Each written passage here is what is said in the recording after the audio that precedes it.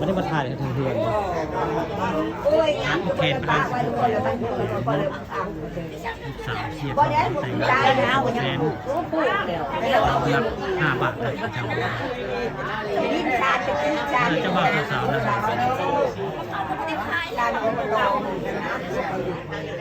นั่นคือผู้เจ้าสาว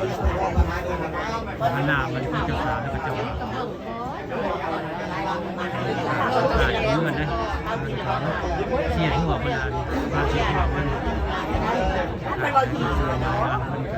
โมบัจจาเรื่องจริงผ่านจอมวยเบิ่งเนาะขนมสาวเชียร์ทั่วขนม2,500,000 2,300,000ทั่วละ5 บาท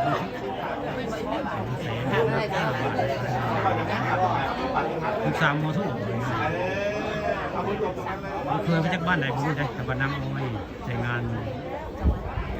ข่าปากคำผสมเดินจริงผ่านจอไม้บุ้ง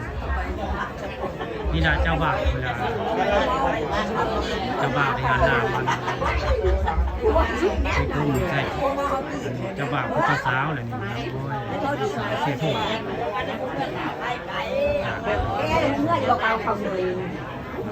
เป็นผ่านจอไม้บุ้งเจ้าสาวงามได้ไหมเจ้าสาวงามงามเจ้าสาวก็งามเจ้าบ่าวก็หล่อในวันนี้หล่อไปพิเศษนี่นะวางค่าทำบุญตานล่ะสาวเสียทั่วค่า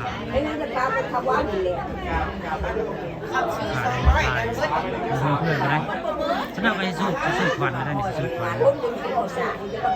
มีการสูบควันก็จะหน่อยนี่นะเจ้าสาวเหรอนี่นักเจ้าบ่าวนี่2,500,000ผมว่าเพชรอีกกระดอง200,000ของนัก5 บาทพอเพชรจะได้ผู้ขาดนะต้องพิสิทธิ์ถือวันที่ 9เนี่ยวันนี้งานของคนในวันที่ 9ต้องหาวันที่ 9กระดอง200,000ทองนัก5 บาท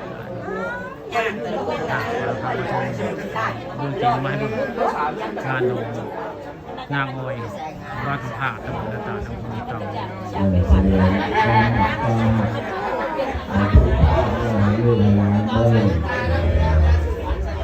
ภาษาบอกคือลูกไปแล้วภาษาบอกคือลูกเลย